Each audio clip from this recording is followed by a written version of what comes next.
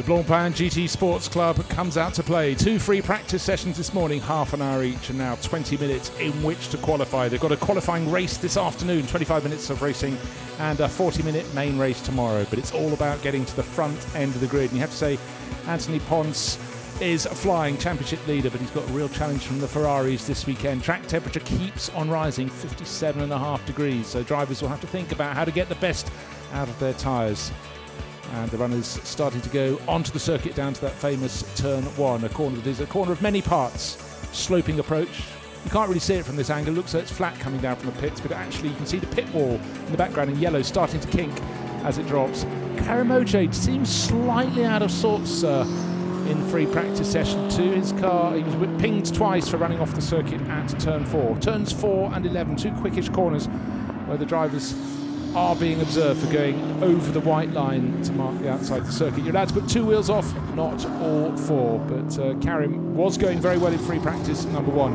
The one and only M6 BMW in this race. If you're looking at the Blancpain GT Sports Club for the first time, started in 2015 at Barcelona, and it's a bronze level driver only. It's not for the pros in gold and silver ranking, and certainly not the platinums at the very top of the tree. This is for gentlemen drivers and drivers on their way up, gaining experience in GT3 cars to see if they can join the ranks of those racing in the Blancpain GT Series themselves. The Sprint Cup, as we have here this weekend at the Hungary, and the Endurance Cup as well. It was last out in the Spa 24 Hours, but right now it's 20 minutes of action for these drivers to try and find the sweet spot. Here's Coach McKenzie, the only Lamborghini in the field this weekend, fielded by HB Racing, has his distinctive tiger stripe livery, the only green tiger you've ever seen, but starting to go well this morning. I think he was 6th quickest, certainly not with a line like that. Left his braking a little bit late and struggled to get the car to turn in at the start of turn 2, but right now it's about getting heat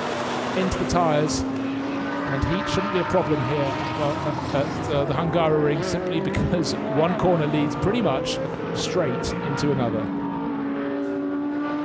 So some lovely camera angles, plenty of gradient change here to add to the interest for the drivers and for the spectators, and with the circuit draped across the valley, with the exception of a few buildings in the infield. You can see the trees in the infield, you can see the far side from the pits, and vice versa. Looking back across the other way from turn 6 and 7, you can see right the way across to the start-finish straight. So Coach McKenzie is starting to wind up the speed.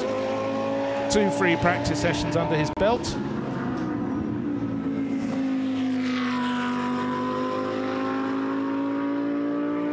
Ten runners here this weekend in Hungary. Though those are listed as pink times, which means they're fastest of all, they will be superseded, I'm sure, by some of the quicker runners when they come out. But by dint of being the first driver going around a flying lap, it looks as though Coach McKenzie in the Lamborghini Huracan coming into the 14th and final corner. Nice wide sweep in, which is the helpful way of having things. He's concentrating very hard. He might hear all the screaming. The winner of the truck race, local hero Norbert Kish, going out onto the podium. But all eyes for Coach McKenzie. He does a lap of 1 minute 53.491. Well, that's what might be quickest, but that's going to come tumbling down. You need to be in about the 1 minute 46s to be on the pace. 145, possibly for pole, maybe even 144 if Anthony Ponce feels like really hanging it out there. 51, Conrad Ulrich. We've seen him picking his way up the timesheets. He looks so he's going to go to the very top of the tree.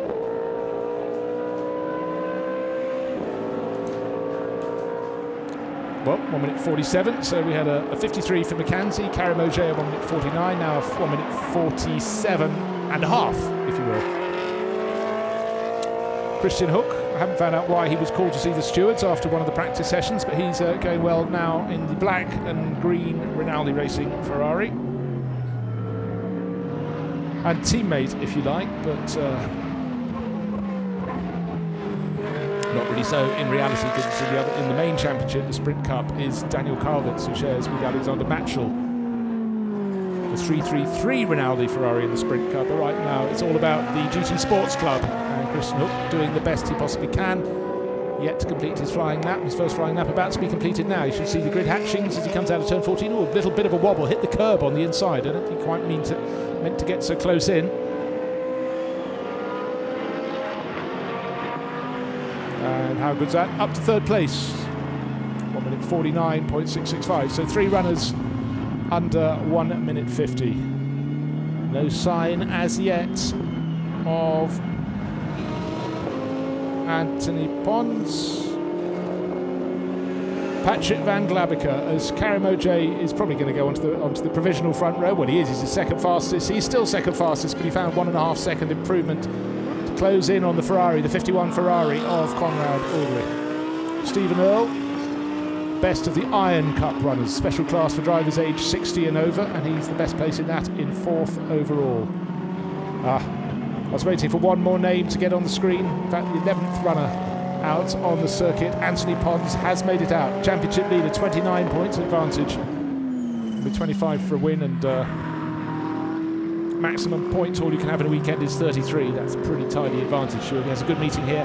He will wrap up the championship. But Patrick Van Glabiker is someone who's really putting his hand up this weekend. He's only putting his tail out as well. Hand up, tail out. But he was fastest of all in the first sector. His fastest time in the second sector. But turn 12 possibly cost him a really good lap. He's listed as 7th on his first flying lap, but his second flying lap clearly quicker. How much time he lost with the tail twitching on the 488, we will find out. But he will improve. But how much he improves by, well, we know in a second's time he goes into third place. That cost him. He was still fastest in that final sector, so even including that moment down at turn 12, he was best of all through the final sector. So you can safely say more to come. 0.8 of a second now covering the top 3. Conrad Ulrich, the 51 Ferrari, fastest. Second fastest, the BMW you're looking at there, the Buisson-Gignon M6 of Karim Oj, and then Patrick Van Glabiker, the 488 Ferrari, who deposed Christian Hook in the 33 Ferrari. Stephen Earle, 111 Ferrari, makes it 4 Ferraris in the top 5. Then Coach McKenzie, but we're waiting for the hot shot, Anthony Pons, to put in a time. And Klaus-Dieter Frere's just put in 1 flying lap. He's put in another one, but not a proper one by his standards. Oj goes top. He goes top by 0.382 of a second. That lap was a good one. Not the best final sector of the 3 sectors that make up the lap, but it's Oj from Ulrich. So it's BMW from Ferrari. And Coach McKenzie's improved, so he moves his Lamborghini into 5th place ahead of Stephen Earle. Here comes Anthony Pons.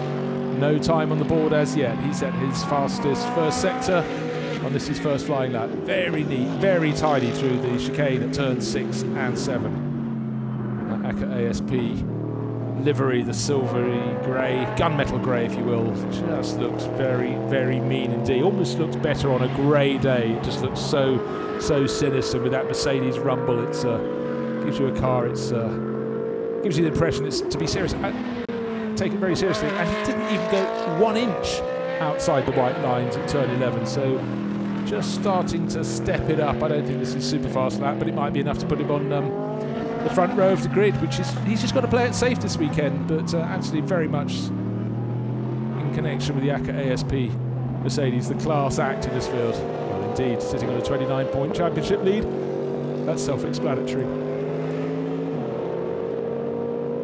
Patrick Van Glabiker has suddenly improved pole position now, 1 minute 46.732. He's 8/10 of a second faster. Anthony Pons, his first flying lap, puts him into 5th, but he's 2.2 seconds. You can see it there on screen, 2.258 seconds down as Patrick Van Glabiker suddenly absolutely pulled one out of the bag. But it's not beyond the realms of possibility that Anthony Pons can pull it all back again. Though with 10 minutes remaining, 10 and a bit minutes remaining, the driver who's just been demoted to 3rd place, Karim Oj, has brought his BMW into the pits. Coach McKenzie doing his utmost to stay in the mix. He's 2.6 seconds down on the pace. He was about 2.2 seconds down at the end of free practice. This is what you get. It can go out a bit when the really quick guys really start to lay it down out there. Alexis de Bernardi in the number 65 Ferrari, the Rock racing car, doing his bit. DB Motorsport. Quite nice to see Ferraris in lots of different liveries, I must say. If they're all red, just not as exciting as having these wonderful colours on their flanks. Black, blue and yellow really does stand out very well indeed. That's one that works well on TV, day or night. There's a standout car. Alexis de Bernardi, not yet the standout driver, I'm afraid, in that. DB Motorsport entry. His best result came earlier in the season.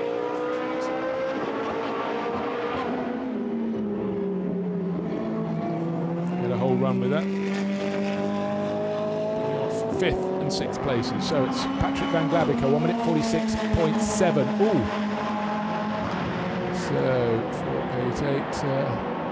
Just a fraction slower on that next lap, 67 thousandths of a second. So good speed and good consistency from Patrick Van Glabiker. We saw that before. Anthony Pons, well, could be going top with this lap. He's down in 6th place and he's up in 1st place. 7/10 of a second clear, 0.692 of a second clear for Anthony Pons. So I thought he'd have the speed if he needed to show it. And with just under 9 minutes remaining on the clock, he did just that. So Patrick Van Glabiker will have to do it all over again.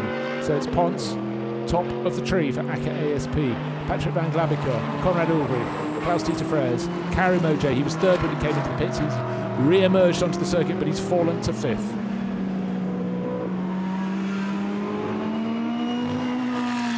Louis-Philippe Soden, 11th in the white and green Ferrari. Anthony Pons coming up the hill into turn 4, so he's going to hit that traffic bar. Hopefully catch it, not hit it. And that's going to affect this lap, which is frustrating for the Frenchman because the first sector is the fastest anybody has managed. 27.377 seconds. And there, unfortunately, which of the Ferraris? No, it doesn't matter which of the Ferraris because it's just in his way. Kessel Racing on the front. That should make it. Stephen Earle in one of the Kessel cars. Yep, and Alexis de Bernardi in the other. So that's Stephen Earle. So Anthony Pons has got to back out to do it all over again, but he's sitting on an advantage, 0.692 of a second over Patrick Van Glabiker, so he could be, yes, he's backed out now. Save those tyres and see if we need to put in another shot, but ding ding, here's the alarm bell. Klaus-Dieter Freres, fastest of all through the first sector. Has he got traffic ahead of him? Down in 4th place in the number 3 Artega Rennsport Ferrari, but the German racer is on an absolute fly. He set his best middle sector as well. Will he find traffic before the end of the lap in number 3? Here he is through turn 12 up to 13, trying to keep it neat, trying to keep it tidy, not being affected by anybody else. Round the outside he goes, swings across the left of the circuit, turns in neat and tidy. The car looks like it's behaving very nicely indeed for him. He's sitting in 4th place, 1.6 seconds off the ultimate pace set so far by Anthony Pons. Will he change it over? Well, he improves his lap time, but well, I thought he was going to go a whole lot better, so he clearly had got fairly messy sectors, even though each of those was his best so far. He's now 0.8 of a second down. If he found another 0.13 of a second, that would have put him second. So it's Pons from Van Glabiker, from Conrad Ulrich, the driver we were just looking at. And as I say that, the screens change. Anthony Pons is going to have to do it all over again because his time has been taken away, exceeding track limits at turn 4. So his time is cancelled. So isn't that for Coach McKenzie, off at turn 4 a short while ago. And number 65, Alexis de Bernardi's just had his best lap taken away. So now the clock is the enemy, not the friend of those who made us slip up. So it's Van Glabiker from Ulrich, from Klaus-Dieter Freres. 3 Ferraris at the top. Alexis de Bernardi just improves to make it 4 Ferraris in the first 4 places. Then the BMW of Karim OJ. Stephen Earle makes it 5 Ferraris in the top 6. A bit of a pattern here. And Anthony Pons has to do it all over again in Zacher ASP Mercedes. Down into 7th place. Head of the sister car, well, not the sister car, it's Mercedes. Different body shape, actually, of Oliver Baumann. He's down in 8th in an SLS. And then Coach McKenzie, with his lost time, is down in 9th. Christian Hook, 10th. And Louis-Philippe Sonnen bringing up the rear. 3.5 seconds off the ultimate pace in 11th out of 11. So 5.5 minutes remaining. Anthony Pons, not the best first sector, the best middle sector of everybody. Is this going to put him back on the front row? There's only 0.1 of a second between Van Glabiker and Ulrich. And Pons is quicker than both of them by 0.278 of a second. So his best lap, 1 minute 46.454 seconds. Ahead of the 46.732 of Patrick Van Glabiker, who's in the pits at the moment, and Conrad Ulrich, 1 minute 46.833, and then a blink of an eye behind, 1 minute 46.857, so 0.4 of a second between our provisional pole man, Anthony Pons, and Klaus-Dieter Freres in his number 3 Ferrari, back in 4th place.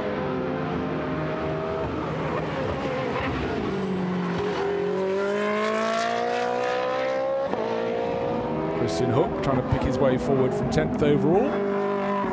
3/10 of a second will put him up with Coach McKenzie. So the Rinaldi racing driver pushing on, pushing hard. But his middle sector was not his best. You tend to need green for a best sector or pink for best sector of anybody to improve your lap times. And Christian Hook does go ahead of Coach McKenzie. In fact, finds half a second on that lap. So a good lap from the German. And Klaus-Dieter Freyr's another fastest first sector of anybody. But Anthony Ponce is responding, and his is within a gnat's whisker, whatever analogy you want for things that are very, very close indeed. His first sector very good. In fact, he's slightly ahead on the track, and just behind on the track is Klaus-Dieter Freyr's. Will the Artega Rennsport racer from Germany to be able to make this tilt at the front row of the grid? Will he be able to go for fourth to take provisional pole under 4 minutes remaining on the clock until the checkered flag comes out? And their race will be later this afternoon, their 25-minute qualifying race. So when I say this afternoon, it's this evening at 6:15 here at the Hungaroring for the 11 racers in the Blancpain GT Sports Club. And it's Anthony Ponce leading the way from Patrick van Glabeke. A big, big push here from Klaus-Dieter Freyr's. How good was that middle sector of the lap? Was it enough to put him up into second place? It wasn't. He lost a little bit in the final sector of the lap, and so still 4/10 of a second between first, which is Anthony Ponce, and the driver who's just crossed the start-finish line in number 3. 51, Konrad Ulrich, another Ferrari. Ferrari going better than number 3 because he is up one position further ahead. Doesn't look as good. It looks like that was Klaus-Dieter Freyr's to lose, which is what he did. More consistent, but maybe slightly less rapid. Third place still being held by the AF Corsa Ferrari of Konrad Ulrich. Sorry, I keep calling him Konrad. I ought to call him by his Christian name. It's Christoph Ulrich. Konrad Ulrich was a novelist. Never mind. So 2 and a bit minutes remaining. Is there going to be a charge back from Christoph Ulrich? In fact, he just set his best final sector of all. But what he's doing high 1 minute 46s. He's done 1 minute 46.8, 1 minute 46.9. So he's consistent. Here comes Alexis de Bernardi. Don't expect an improvement. Back close to his best, half a second down on his best. But where's the traffic on the track? Where's the timing on the screen?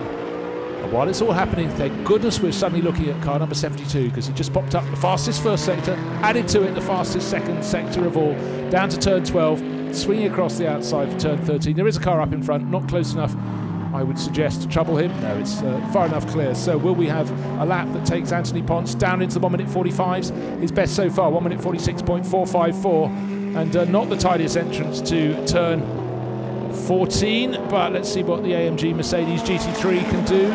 He's had his best time cancelled before, and he improves. 1 minute 46.015. Was he going to get into the 1 minute 45s?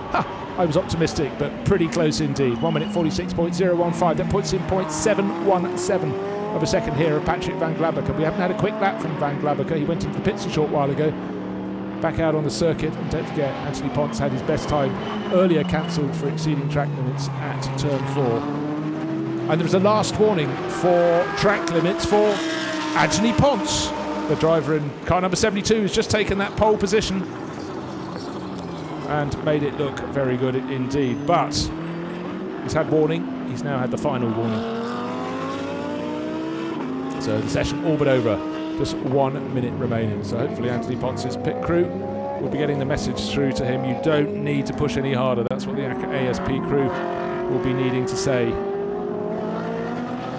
Keep it cool, keep it calm, Anthony, they'll be saying. Patrick van Glabeke trying his best to fight back, and his best is proving good enough because his first sector is the fastest anybody has managed. Maybe Anthony Ponce will be being kept up to date on this as well. The checkered flag will be out in just over half a minute. And Anthony Ponce is cruising this lap. He's coming back in. His first sector, no good at all. So, purple first sector, fastest of anybody. Then his own personal best middle sector. A little bit clumsy over the bumps and bores there as we get down towards the very end of the lap, but it's been a pretty tidy lap until about turn 11 for Patrick van Glabeke. Can he gather it back up? He's looking at just under a third of a second. His disadvantage, 0.278 of a second. That's that little bump and bore at turn 12 cost him. Let us see the target time, 1 minute 45.711. So Anthony Ponce had another time taken away from him, which slowed his advantage, and then suddenly Patrick van Glabeke went quicker anyhow. So what a great lap, 45.711 from van Glabeke. Coach McKenzie still out on the circuit. He is starting to improve, but he needs to find a second and a bit to go from 7th ahead of Karim Oj in 6th, but again for Coach Mackenzie, 2 and a bit seconds down on the ultimate pace. But Anthony Ponce, well, he's had the warnings and he's had 2 of his best laps taken away from him now.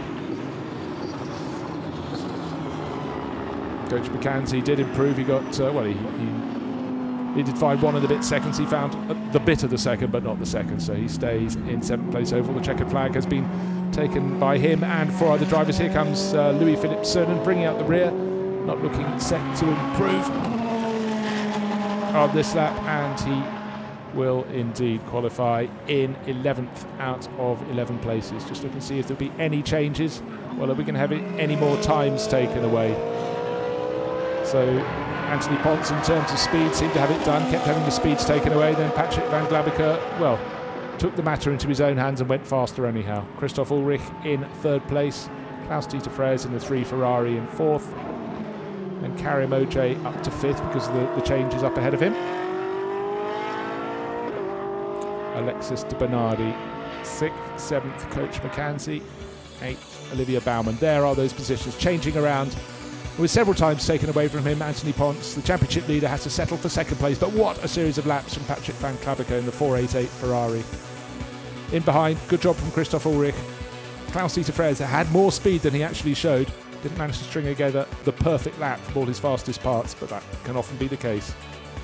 Going down, Olivier Baumann in 8th place in the SLS Mercedes. Stephen Earle over from the States in 111 Ferrari. Christian Hook, 33 Ferrari. And bring up the rear, yet another Ferrari, Louis-Philippe Sonnen. But Anthony Ponce, he doesn't have to try too hard. He's sitting on a big championship lead. But from the outset of the session, the 11 cars went out and just tried to find the form that they were building towards in free practices 1 and 2.